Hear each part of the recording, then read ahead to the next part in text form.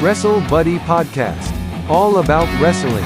Subscribe and follow for more content.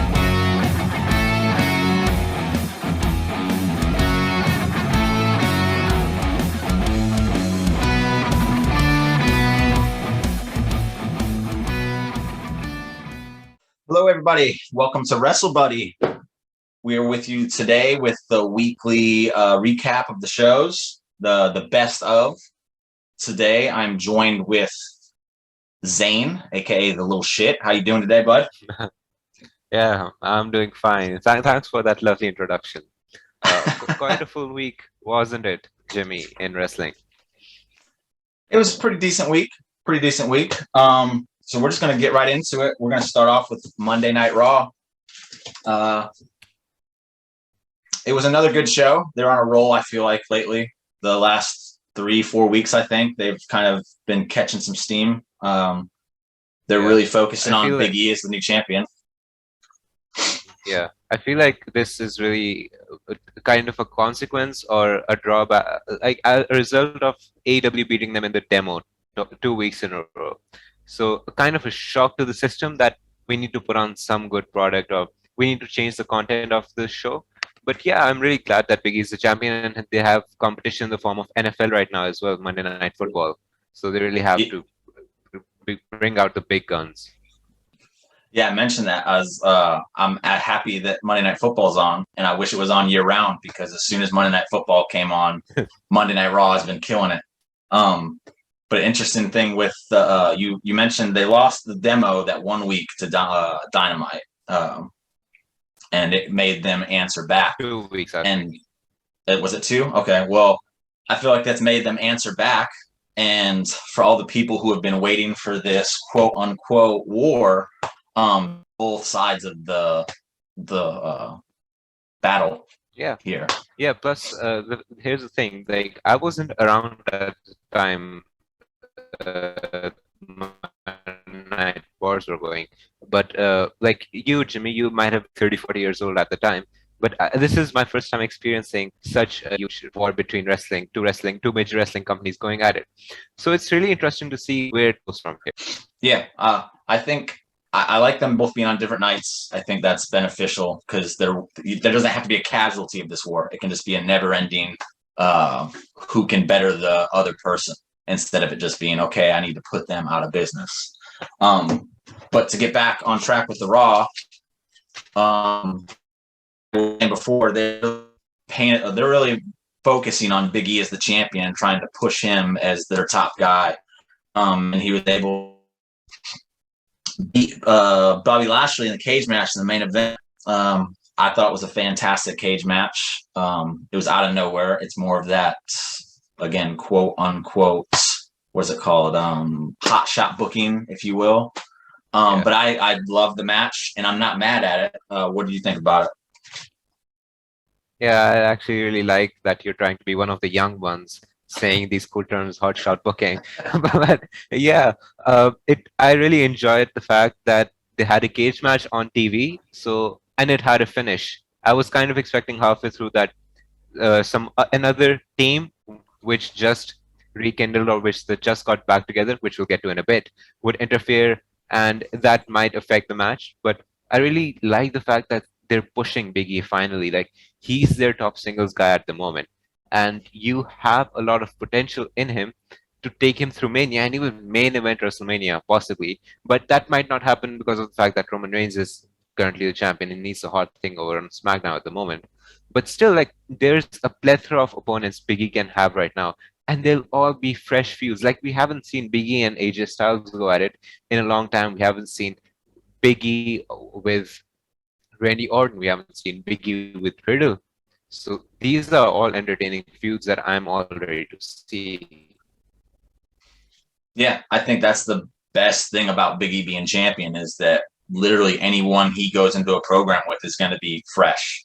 Even if he has had a little program with him in the past, as long as it's not Apollo Crews, it's not going to be something that's been beat into our head time and time and time again. So I'm looking real forward to that.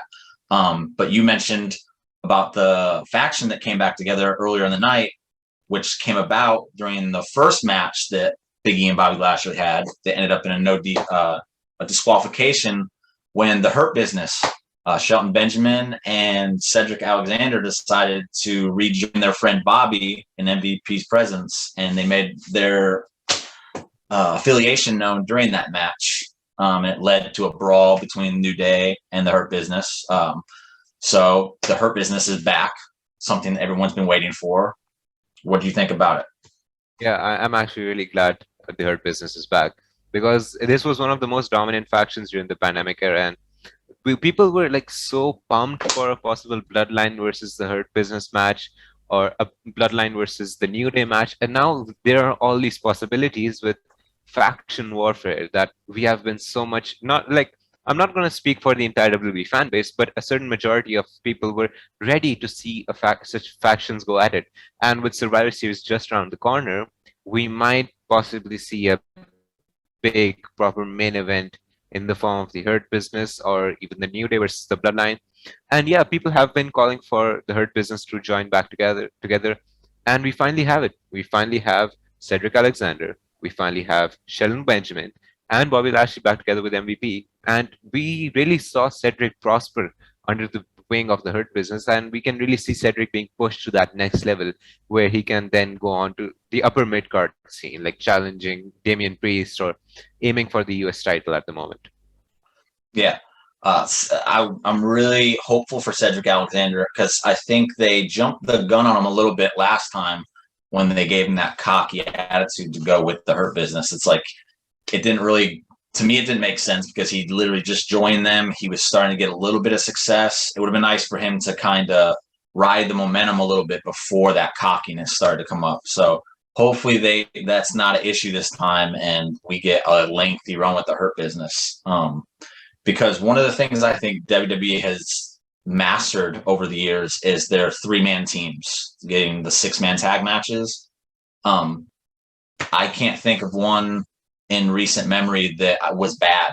And when you get teams that work together and the chemistry, you look back at like the wars between the Wyatts and the Shield, they were fantastic. And we know what the New Day is capable of. They have chemistry for days. They're going to get in there and put on great matches. So I'm really looking forward to the possibility of getting New Day, Hurt Business, and the Bloodline getting these wars going on, one-on-one, 3-on-3, however they got to do it. I think it'll be real fun. So we'll move on from Big E and the New Day, Hurt Business, and all that. A few other things that happened on Raw. We finally got a new look at Keith Lee's repackaged version of himself with the Bearcat nickname. I know a lot of people have been ill on that name. I think the placement of it could be better. I like Bearcat Keith Lee a little bit more than Keith Bearcat Lee. Just a little thing. I'm not going to hang my hat on it. But I will say that since he's been called up to the main roster, I like this version of him better than anything else he's done. He came out, no nonsense, did his job, laid out his guy, and then left. There was no bask in my glory. There was no hesitation. There was no playing around. It's come to the ring, do your job, get out of town. And then even in the interview at backstage, it was more of the same. It was very short, no nonsense, got his point across, and then left, did his thing. So are you a fan of it, or what do you got to say about it? Yeah, I actually have to agree with you. Like, ever since he's been on the main roster, that's the best thing he's done. But I really think that Keith Lee thrives in the position of being the limitless Keith Lee, or the bask in my glory, because he has that charismatic attitude where he's this all glorious being, and everyone just is basking in his glory, for the lack of a better term. And because he does things that we don't see from other super heavyweights. He can do leapfrogs, he can do not backflips, he can do moonsaults, he can do all this flippy shit being a super heavyweight, and he can do loads of things. And we have a special talent here in Keith Lee. So I'd really want to see him go back to his NXT phase. But if Bearcat is what we're going with right now, so be it. Anything that gets him on TV at the moment. Same way. I do prefer the Limitless. I just don't think his style of wrestling with that Limitless character is going to ever be available for him on WWE television. I don't think Vince wants his big guys wrestling the way Keith Lee did in NXT, which is unfortunate because that was what made him the star he was. That was the Survivor Series in 2019 when he faced off against Roman.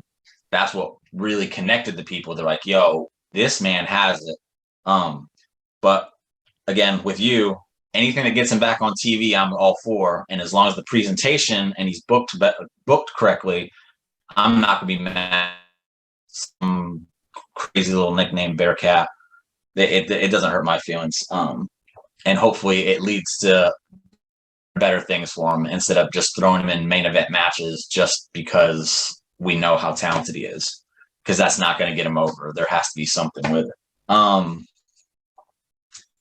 Last thing I'll touch on Raw. I feel like Bill Goldbrook's promo from the safety of his home, talking about his family. Goldberg's not really known for his promos, but I thought it was interesting that he felt the need to bring up that he was going to literally kill Bobby Lashley if he had to get his revenge for putting his hands on Gage. I was a little bit shocked when I heard this. I knew they were going to go edgier on NXT. I did not expect to hear those words on Monday Night Raw, especially with words like violence being banned from commentary. But Goldberg has the free will to say, kill someone. Was it interesting to you? Was it nothing? Like, what do you think? Yeah, I feel like that Goldberg came on USA, like on TV, and said that he planned on killing Bobby Lashley. That alone is something that is worthy of my attention. That is worthy of grabbing my attention. And he said it on Peacock, like at SummerSlam, and he had Cage in his arms, and he's looking at the gods, and he's crying, and then he looks at Bobby Lashley and says, "I'm gonna kill you." And I was like, oh, all right, that has to be a one-off. He's never gonna say it again. And then he shows up on Raw on TV, and he's like, oh, I'm gonna fucking kill you, Bobby Lashley. He's doubling down on that promise. Yeah.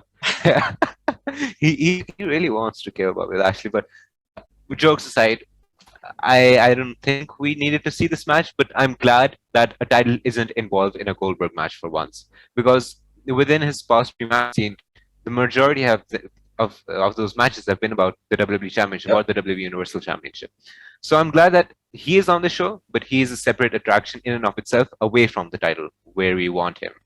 Yeah, I think Crown Jewel is a perfect place for him. Not fighting for the title, another perfect place for him. I've never been against Goldberg showing up on TV. I've just always been against him taking spots from the 4 main pay-per-views or title matches. I guess on those shows, I'm not that mad that he gets title matches as long as he's losing them. I just don't like seeing him on SummerSlam or WrestleMania. I think that's uncalled for. But because I think his last 4 matches have been title matches, so for this next one not to be one is nice. He can get a win, and it's not going to be anything to be that mad about. Obviously, no one wants to see him beat Lashley, but if he does beat Lashley, there's no real major consequences there. We've seen people lose to Lashley or Goldberg and bounce back just fine. So, especially once he gets MVP back and the Hurt Business takes off again as like the best faction on TV. So, I think it'll be all right. And hopefully we don't get another screwy finish. We get a definitive finish at Crown Jewel. We will, trust me. We will get a screwy finish. MVP is going to hit Goldberg in the back with a stick again or something. And this time Goldberg's going to take off his knee pad. And it turns out he has a metal plate inside it. Learned something from Bret Hart, didn't he?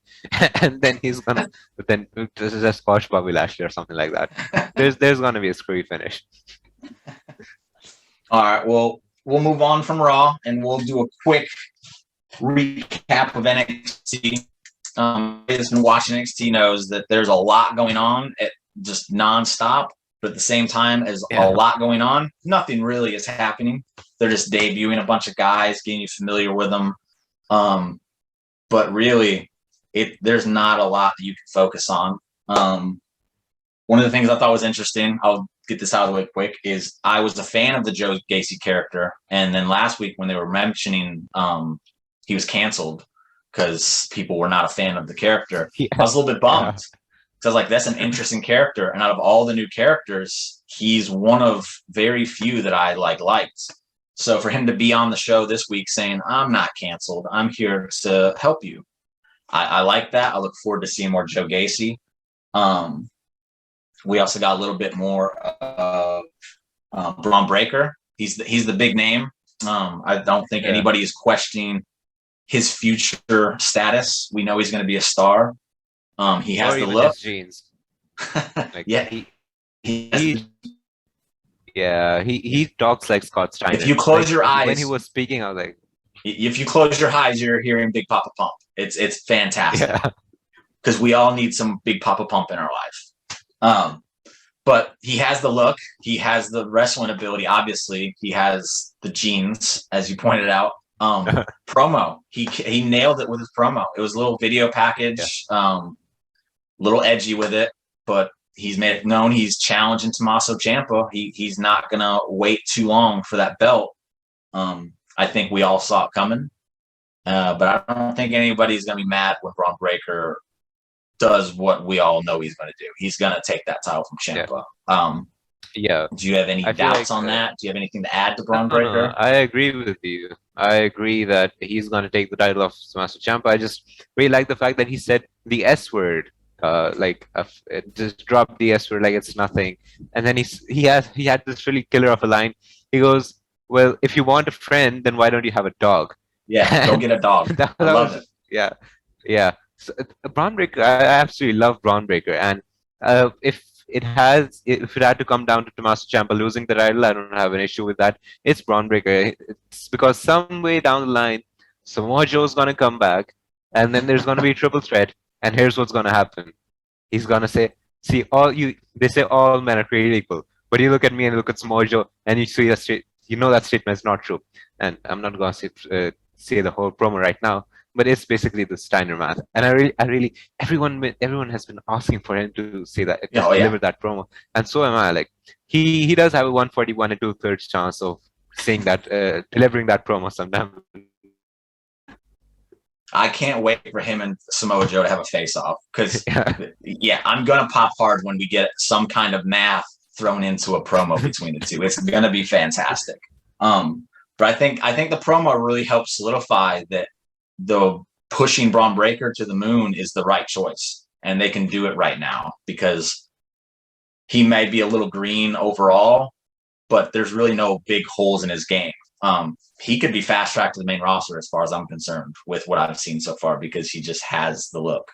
And if the new NXT has accomplished anything so far, it's establishing a new star that we can look forward to in WWE that isn't going to get butchered. I think he is exactly what WWE is looking for, and he can be transitioned from NXT to Raw or SmackDown, no changes made, and he can just keep going with the momentum he has. So I really he can be given the Brock Lesnar treatment. Like he can just be fast-tracked up there and just create a new beast in Braun Breaker. Like he has the look, he has the promo skills as well. You don't need to pair him with Paul Heyman or someone else for that matter. He just needs a mic and he needs a ring to show his ability. I'm of the personal belief that Roman Reigns right now with his title is whoever beats him is going to be a made man. They're a star once they pin Roman Reigns. And I think if the plan is to keep it on him long term, there's no reason to put that belt on anyone that's on the roster now. Save it for someone like Braun Breaker. That way you have a star that is made in one night that's going to be good for you for the next 10 years. I have to ask you this though. Like, do you think like anyone could on the roster from the people that are in contention right now, who do you think could take the title of Roman? Like a good possible chance. With the way everything's booked right now, I don't see anybody. But if you're putting something to my head, you're making me choose, I would say Damian Priest or Matt Riddle. I think those are the only two. They've not had the opportunity. But they're obviously being built for the next few years. And they'd be a fresh matchup. I think Riddle in our Reigns program would be fun. I think Damian Priest would really relish in the role. I think he has star written all over him. Yeah, those two, and I think it would help their NXT argument. Like, hey, we don't give up on these NXT guys. Like we do something with them, and I think that would be a great way to really solidify Riddle as a real deal, or let people know Damian Priest isn't just some mid card guy. I think it would be great. Yeah, these two guys did make my shortlist though. Like, but weren't the one I picked because, as I said, like there is someone who is on the roster, but not on the WWE roster. He's on the AEW roster.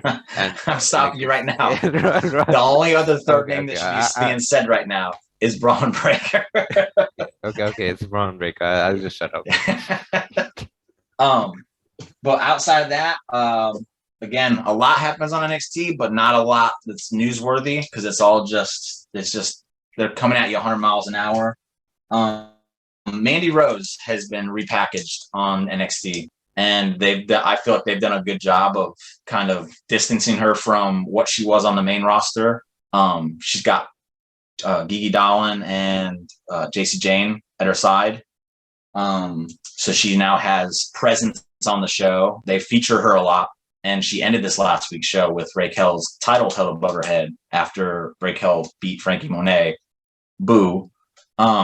But Mandy Rose seems to be the next challenger. Do you think she's credible? Do you think there's a chance she ends up taking that title, or is she just filler for the time being? Definitely, because you look at the current champions you have right now, like the NXT champion Tommaso Ciampa and the NXT Women's champion Raquel Gonzalez, and these two people are kind of Triple H prospects, and like they're a callback to NXT 1.0, if you will. So since they're rebranding, they want something new, and Mandy Rose is the main roster character because she wouldn't really fit in the NXT of the NXT 1.0. But she would really prosper as the champion, and more. Plus, she's also a familiar face. We haven't really seen Raquel Gonzalez on the main roster, whereas we have seen Mandy Rose. She was in a big WrestleMania angle last year with Dolph Ziggler and Otis, and that was one of the hottest things going at the moment, believe it or not. So I definitely could see her taking the title of Raquel Gonzalez, and it won't be a bad decision because I'd feel really bad because I wanted Dakota to get that honor at NXT TakeOver 36. But if Raquel has the title and if she's going to drop it to anyone on the roster right now who's not named Dakota Kai, I think Mandy Rose is the one. It's fair. Yeah. I do think at whatever the first event they do with this new takeover, I think you're going to see all the newer faces kind of, quote, like, pun intended, take over. That's where you're going to get the Braun Breaker taking over the NXT championship, Mandy Rose doing the women's championship, new tag champ. I think you're going to see a whole overhaul of everything on NXT. And by then, I think the balls will kind of be rolling a little bit better, and the show will have a much clearer identity as opposed to just bam, bam, bam, here's this, and this. We're going to have some stories flowing, and we're going to have some faces that we're familiar with that we can watch and feel comfortable moving forward into the next few weeks of NXT. So I'm with you. I think Mandy Rose does eventually take out Raquel. Other than that, I don't have anything else on NXT. I feel like it was worthy. Do you? Yeah. No. Neither does WWE have anything for NXT. What's that? I was saying neither does WWE have anything for NXT. Give it time. That's all I'm gonna say. Just give it time. So we'll move right over into Dynamite. And I'm gonna just start off with the ending. Sammy Guevara winning the TNT title. I was very shocked at this decision.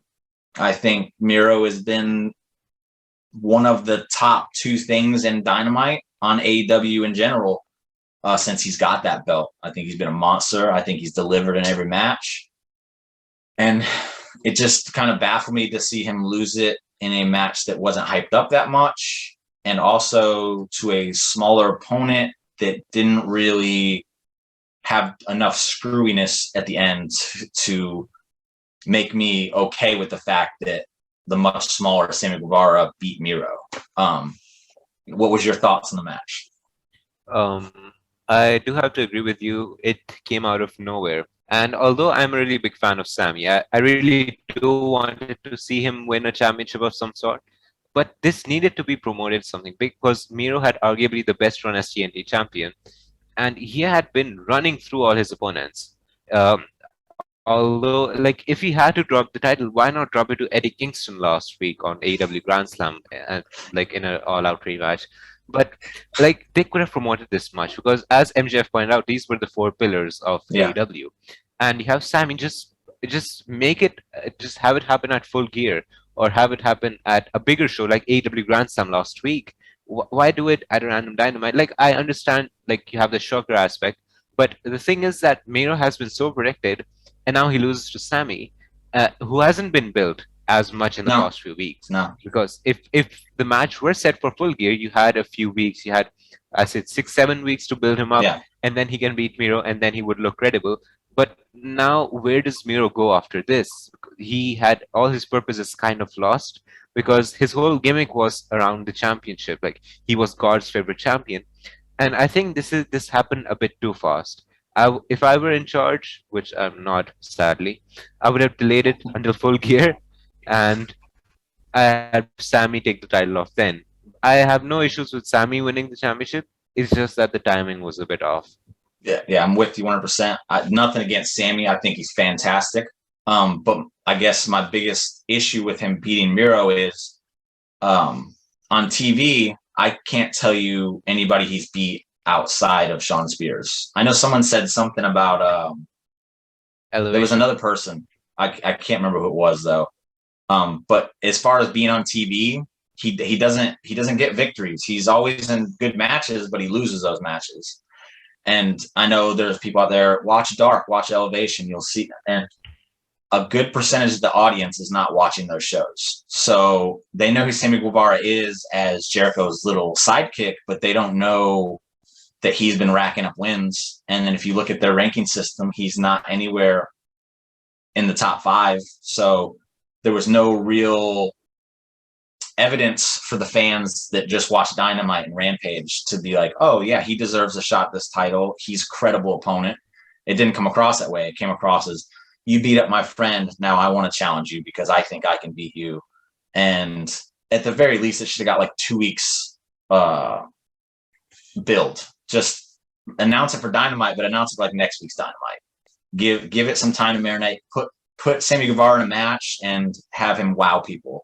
So they're like, okay, yeah, I remember Sammy Guevara. He's good. Like, it's not a big deal at that point if he beats Miro. But again, just throwing it together and having him beat this monster of a champion with no build, it seems like a missed opportunity for Sammy. And another thing was when Sammy won and people came out to celebrate with him, where was his inner circle? Yeah, they're not out there. That doesn't make sense. A few weeks back as well, because the thing was, like, why did the inner circle go over the Pinnacle at Double or Nothing? Because stipulation was that if inner circle loses, they're not going to stay together anymore. Yeah. And they haven't been together. Jericho got his ass handed by Jorge Masvidal last week, and no one came out to help him. And like in the next match, Santana and Ortiz went on like, oh yeah, we're so happy our leader got his ass kicked in.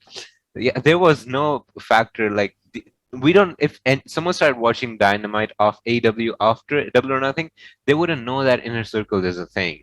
Yeah, like you need to get them together. You need to have some cohesiveness, because otherwise their win over the Pinnacle at Double or Nothing would essentially mean nothing, which it does look like what it says right now. Just more nothingness for MJF. That whole thing just seemed like it was.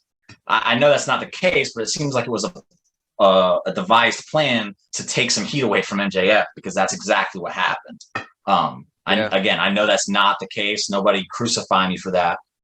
I know that wasn't the case. Don't worry, I will. But I'm okay with them not always being around each other, but there should be a segment every once in a while that reminds people like, hey, we're still cool. And I think this would have been a good time to do that, because here's Sammy Guevara, and it's the biggest moment of his career to date, and his friends that he's went to war with for the past 2 years are nowhere to be seen to celebrate with him. And that just, it's like, what is going on here? It doesn't make any sense. But at the end of the day, congratulations to Sammy Guevara. He's very talented. And I think give him a lengthy run and let him just do what he does. And I think he'll elevate himself to the next level, much like Darby Allin did with the title. I think Sammy Guevara can do that. So I look forward to that. I don't look forward to seeing where Miro goes, because the only way is down at this point. Like, he's built up and then it was taken from him, and I don't know where he could possibly go, especially with a very crowded main event scene at the moment. So New Japan Pro Wrestling. I'm just kidding. I don't think he's send him. Give him something meaningful. I don't want to hear about him beating Jack Evans on Elevation. I think Miro needs to be on TV.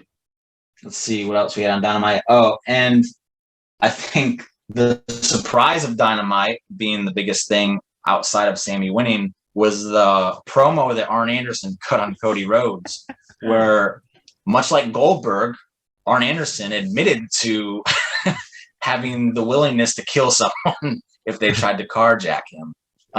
The memes for this have been fantastic. I love every one of them. I think the promo was fantastic. Arn had more fire than most of the people on the AEW roster delivered their promos with. And I think it was supposed to make me feel bad for Cody, but I didn't. I just laughed at him as he sat there with his head held down low, because Arn just basically murdered him in the ring with a microphone. You clearly enjoyed it. I'm not even going to ask if you enjoyed it, but thing to add to it. Yeah, Arn Anderson is the best thing to come out of wrestling this week. Like, I'm actually even potentially pondering over buying his shirts, which are available at only gimmicks. I'm definitely getting the name of the website wrong. You can check it out on Arn Anderson's Twitter account. But he has a Sopranos version of the shirt where it's like the R is an upside down gun. Yeah, and fantastic. The Arn Anderson shirt, it's the promo. It's even jokes aside, like, take out the part where he talks about possibly insinuating that he has the will to kill someone. The fact that he cut a very harsh promo on Cody Rhodes, who is kind of in this limbo, in this gray area where he's not a face. Is he turning heel? Is he not? And I really like the fact that we have this sort of non-binary location with Cody, where we don't know what's going to happen next, or we don't know what his true alignment is, because he was acting all cocky with Lee Johnson, not listening to Arn Anderson, and he has been on here.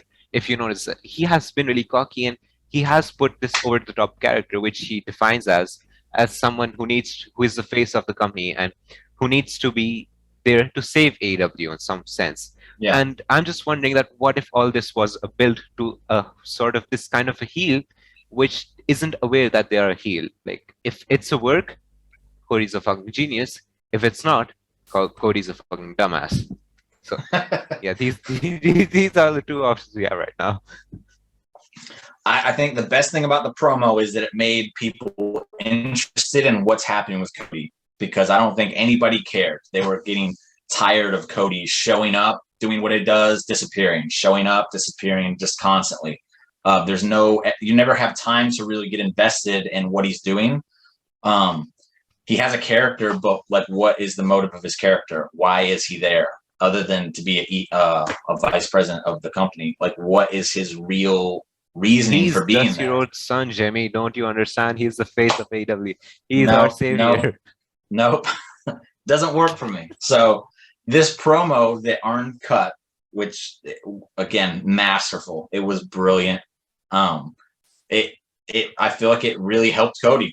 Whether Cody goes heel or stays face, if they can spin it the right way, I think it helps them. It makes them interested, and I look forward to seeing where they go next. Because again, they have no idea. I think that's the purpose of storylines like this, is to give the fans this belief that it could go anywhere. That way, there's no definitive. I got my thoughts, and this is what's going to happen, and then something very similar to that happens. Then it's like, oh, okay, it's not that exciting. But with an open end story, it's like, okay, yeah, I want to watch this. I want to see where it's going. Also, with Arn Anderson now leaving the Nightmare family, there's only one other faction he can join, the Gun Club. Ha ha ha. Yeah. It's like, no. Wrong gun, Arn. Colton Gunn is on a 37-0 streak. Can you believe that? Colton Gunn. He's been racking up wins on Dark and Elevation, and he is going to be the AEW World Champion. He's going to be the. Why is he not in the ranking system? Because Elevation wins don't count. No one watches that. But they do, though. That's what I keep being told. They do count, but I guess they only count. Like, it only counts when they only count against a ranked competitor or something like that. It's like something when you win against a ranked guy, then you're brought in the top 5 or something like that. I'm not sure about the ranking system. No one is sure. Even there. No, that doesn't make sense. Makes it according to what. Yeah. We'll move away from that because I'm not going to go on a tangent about the ranking system and why it doesn't work. We're going to go on to SmackDown, where I feel like the biggest thing that's happened this week, the most uneventful thing at the same time, unfortunately, is the draft. It gets hyped up every year. People get excited for it every year, and then it happens, and people are kind of like, "That's it." But no one dropped up until now. Up until they've done the first night, they've drafted some names. They made some unavailable. I can't remember if that's something they've always done, but I found it interesting because it allows names to be drafted and not just be top heavy of the names we expect to see. So that was interesting. Obviously, Roman went number 1 overall. He's staying on SmackDown. They've changed up a few names. I think Drew might be the biggest one so far. Yeah. Charlotte is on SmackDown. That's another big one. She was the first female taken. I think as far as the ones that happened on the show and then the preliminary ones that happened afterwards, I think it was on Talk Smack. My favorite one has been the Alpha Academy moving to Raw. I think that will help them moving forward. The Raw tag team division is head and shoulders above SmackDown's to me. I think they've done a good job at revitalizing it and building it up again. Is there any draft picks that stood out to you that were shocking, or do you think will help a certain individual? Yeah, I feel like the biggest one coming out of this, the night 1 of this year's draft was Drew McIntyre moving to SmackDown. And as there was this kind of a spoiler a few weeks ago going that Drew was going to be facing Roman on the October 1st episode of SmackDown. Well, we know now that rumor wasn't true because that match didn't simply happen. But now we have time to build a match. We have time to build what could be a WrestleMania main event. Now, you have, because Roman now has Brock Lesnar in line. He might have some other challenge. Meanwhile, he has a thing with Big E and the New Thing on, so that might keep him occupied for Survivor Series. And after that, then there's TLC and there's Royal Rumble, and we're off to the races with WrestleMania season. Now, I feel like Drew needs to be saved for a Big 4 pay-per-view, whether that be Royal Rumble or whether that be WrestleMania. And Drew versus Roman could be a really amazing match if we get the Drew from the past, where he isn't like, oh, I'm from UK or I'm from England, and here's tell you my about history. This story about Loch Ness. Yeah, yeah. The sword was like taken out of a Loch Ness monster's mouth or something like that. We want that Drew who kicks ass. All right, we want that Drew who doesn't talk much, or when he talks, it's when he wants to say something of meaning. Yeah. Because his run from last year's Royal Rumble to WrestleMania when he faced Brock Lesnar was perfection. He was the guy. You can see it.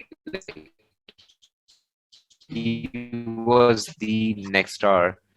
And this was kind of botched by WWE. So I would reigns in a big match. Yeah. I think everyone they know that this match is happening. I would like the slow build to it.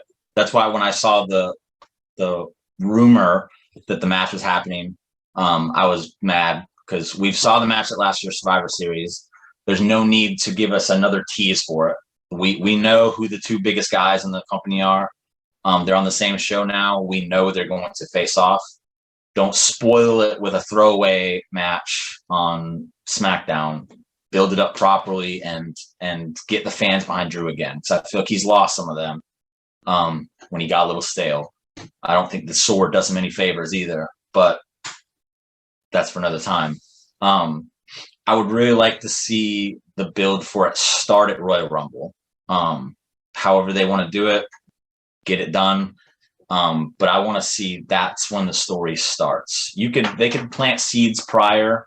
Drew letting Roman know, like, hey, I'm coming for you. Roman brush it off. I don't care, that kind of thing. But I think if you start it too soon, it'll go stale too soon, and then make people not really be that invested with the match.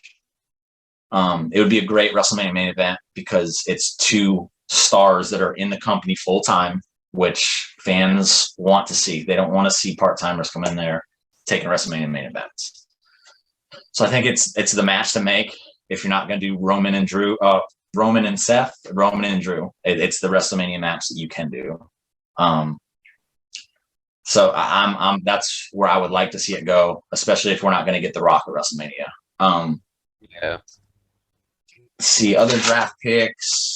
We got Brock Lesnar is a free agent now. You can go ahead. You can. The other big thing that happened is we just got the New Day back together. The band is back together. The fans are happy, and then the draft starts, and we split them up again with Kofi and Xavier going to SmackDown. I don't have to ask how mad you are about it. We're all effing. It makes no sense to split them up again so soon.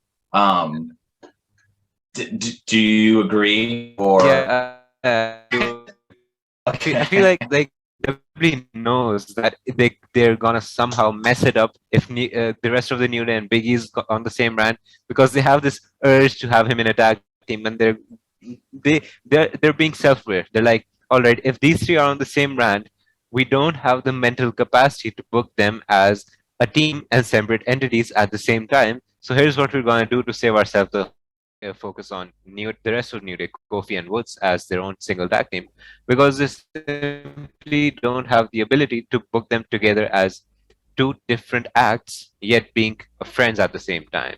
So while I'm not a fan of them splitting the New Day up again, I do understand why they did it. I'm gonna shoot out a theory here, because Roman mentioned the Usos, who are not available for drafting on Friday night. They will be available Monday. Roman is telling Heyman to go to Monday Night Raw to make sure that his cousins get drafted to Friday night. Now, do you think it would be interesting and would help push the Big E Roman Reigns future match down the road if we got the Usos drafted to Raw, so that you could have the Usos feuding with Big E in a sense, while the New Day retaliates and tries to feud with Roman to keep that fresh, the possible encounter fresh, and possibly even lead to the New Day Bloodline 3-versus-3 match at Survivor Series that everyone thinks we're going to get. I think that would be a great way to keep that fresh, and they could even throw in a kind of stipulation to where the winner gets their team back on their respected show. So there's something like that. I think it would help give Survivor Series some meaning besides bragging rights, because no one really cares if Raw wins 5-4. But with something like that, I think they could build that up and it would be pretty cool. What do you think? Yeah, I feel like having the Usos and Big E interact, and throughout little teasers and the New Day and Roman interact, that would do wonders for their potential feud at Survivor Series if that's the route WWE is taking. If not, then there was no point of splitting the New Day up again. No. I'm trying to make a positive out of it. That's all I'm trying to do. And there aren't no positives in this world, Jimmy. Embrace the nihilism. No. But great reluctance. No. But my point being, like, you have this going on in the background while you have Roman focus on Brock, then you already have Roman's next challenger ready. You don't need to have you don't need to build it up from scratch. You can build upon it even more within the next 2 weeks, 3 weeks, whatever time there is for the next pay-per-view. Yeah. And if you get the 3v3 at Survivor Series, it still keeps the Big E Roman Reigns match fresh for that to happen later on down the road whenever it does happen. Possibly even a WrestleMania match. Who knows?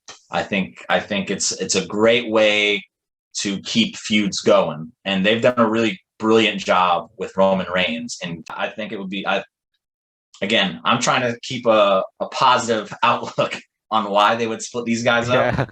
And I don't think the reference to make sure they get drafted to my show would be made unless there was some kind of something there. There has to be something there for it.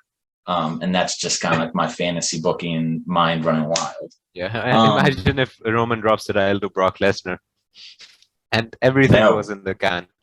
No.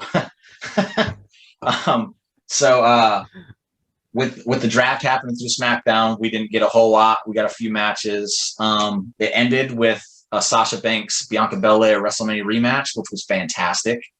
We got Becky on commentary during the time, which was also fantastic.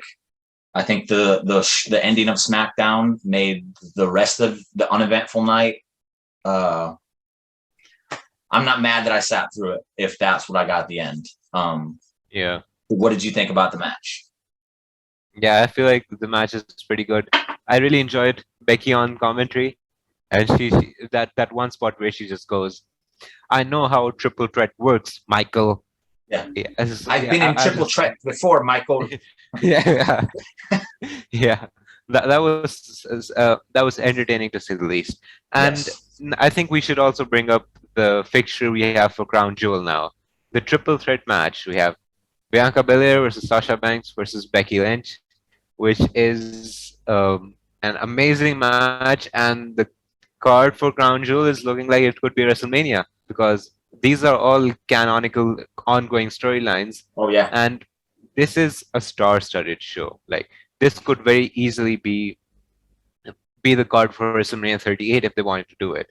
And we just have loads of stars and they're dishing everything out. Because I feel like Bianca's kind of getting lost in the shuffle between Becky and Sasha. Because Becky and Sasha are, to be with all due respect to Bianca Belair, they are two very big stars. They're part of the Four Horsewomen. Yeah. And Bianca, her losing to Becky within like 28 seconds at SummerSlam, and then her losing again via DQ, kind of not winning the championship via DQ, kind of hurt her character, and I feel like she really needs to win the match at Crown Jewel because that would establish her once more as the face of the women's division in WWE. Question. Bianca got drafted to Raw? Yeah, and Charlotte's the Raw Women's Champion, and she's on SmackDown. Okay, so I definitely see Bianca coming out of Crown Jewel as the champion, and I think that's what the whole purpose of this thing has been. And if it is, I think it's been laid out perfectly. Because as I've said before, Becky Lynch, before she left, was the biggest star in the company. I don't care what anyone says because people are going to be excited to see her. And if you're putting her into a program with Bianca, who you just spent the entire summer building up as your next big baby face, that kind of would hurt her.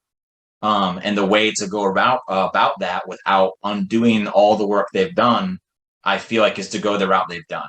I think Becky, she hasn't been a great heel. I think we still want to like her because of who she is. She's funny, as you just pointed out on commentary. She's just brilliant. But the Sasha thing, we never saw an end to that either.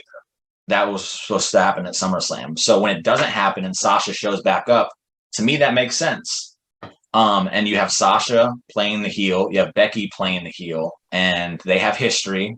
So you could easily go into this triple threat thinking Sasha and Becky are going to at one point team up a little bit and take out the newcomer.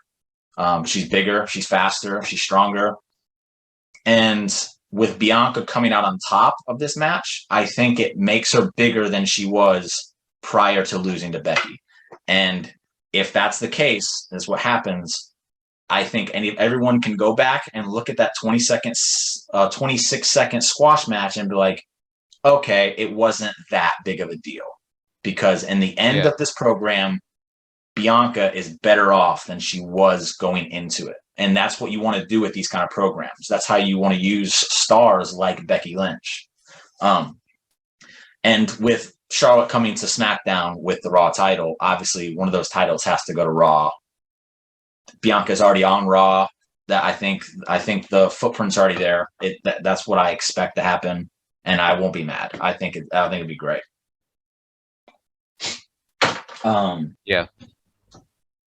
And then speaking of Charlotte, we saw her at the end of the show making her presence known by taking out Bianca and Sasha after the match. Yeah. Do you think that she'll win the Crown's Queen? I think the name for the Queen of the No. I think she said she doesn't even want to be a part of it. But who are your picks for this year's King of the Ring and Crown's Queen? Okay, so I was, because the qualifying matches start next week, I believe. I was high on Liv Morgan, but I think Naomi is starting to creep up as the front runner. Yep. If not, I can see Naomi being part of the finals and Sonya screwing her over because that story is really catching some steam.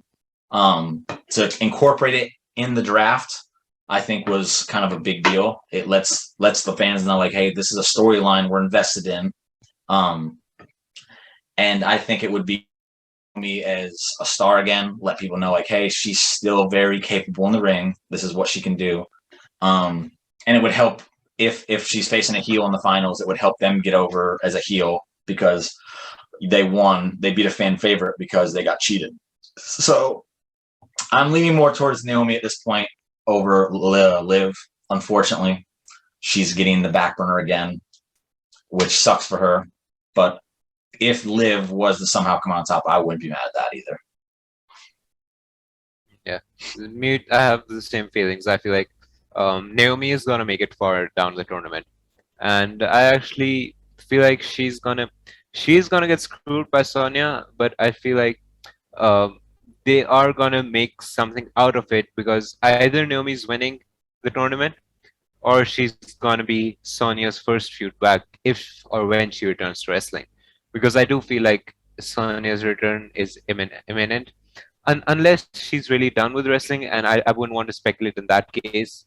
But with the way things are going and with the way things have been going over the past 2 weeks, them kind of building this tension between Sonya Deville and Naomi, I do see Naomi winning the Queen's crown and then facing Sonya. So that could be an interesting mix. Otherwise, I do see Liv Morgan winning the tournament. Here's an interesting thing. What if we get Sonya pulling the Shane McMahon card and just throwing herself into it and becoming Queen of the Ring? How do you think that plays out? Yeah, that is an interesting theory. I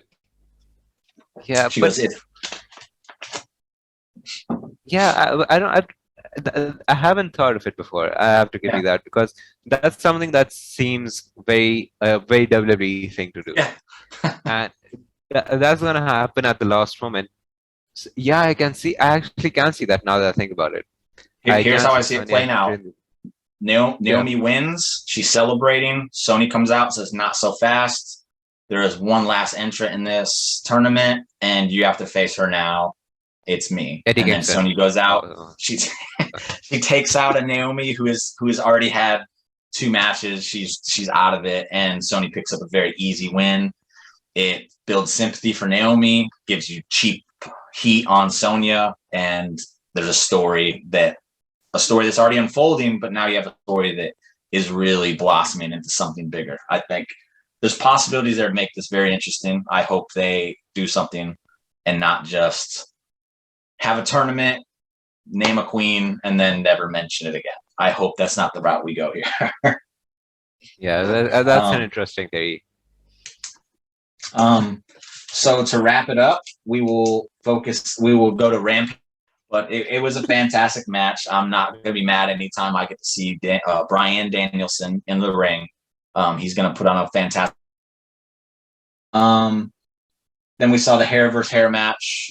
Any thoughts on it? Yeah, Jack. I think it was a way to send the crowd at Rochester, send home the crowd at Rochester happy, because it's Dark Order hometown, and you have Orange Cassidy shaving Jack Evans' head, and the Dark Order comes out, and Negative One's also there, and it really just it's this really wholesome closing shot of Rampage, like with a Negative One on Orange Cassidy's shoulder, and he has the Brody mustache on, and he's wearing the sunglasses. So it was a really wholesome way to end the show. I agree. I expect them to do a lot of shows like that when they visit Rochester. I imagine Rochester will be a staple to the company. They'll want to revisit there as much as possible. But yeah, I don't feel like there was much that was worthy of, I guess, talking about on Rampage. It was a show. There was little things that happened, nothing noteworthy, I feel like. And then that's it. Is there anything else from the week that we might have missed that you can think of that we should tackle? Not related to Eddie Kingston? Okay, then I don't think I have anything. All right. Well, I guess we'll wrap up the best of the week. Just a random question, I guess. If you had to pick the best show of the week, what are you choosing? Dynamite. What's that? AEW Dynamite. Oh, man. I did not expect to hear you say that. You're wrong. I'm going to say Monday Night Raw. I'm right. Yeah, I can't have an opinion. And on that note, we will say goodbye. Again, this is Zane. Do you want to plug anything, Zane? Where can we find you at? In my room watching Eddie Kingston matches. He's not lying, everybody. He is not lying. Yeah. You can find me on Twitter at ZanePW. You can find me at Sportskeeda Wrestling. And I'm writing news over there, most news articles. And you can find me at WrestleBuddy. Hopefully quite soon you can find me on WrestleBuddy's YouTube channel where you're watching this video. And please just check out the stuff these guys are doing at WrestleBuddy. It's really entertaining. Check out their articles. Check out other stuff we have going on. Over to you, Jimmy. I will basically just repeat most of what he just said. You should definitely be checking out WrestleBuddy on YouTube. We have a lot of great content. We're getting interviews. We're getting more interviews coming in. We got a few really good ones coming up. You can also check out the site, see the articles we're writing. We're also doing some voiceovers for the lists. So in case you don't want to read, you can just listen. I am Jimmy Bebe. That's my Twitter handle. That's where you'll find me. I am known as the Drip God, aka, and I'm getting more and more into the podcast for the weekend for the weekly events and best ofs. So with that said, we will say goodbye. This is where we wave, and we will see you next week. Boom.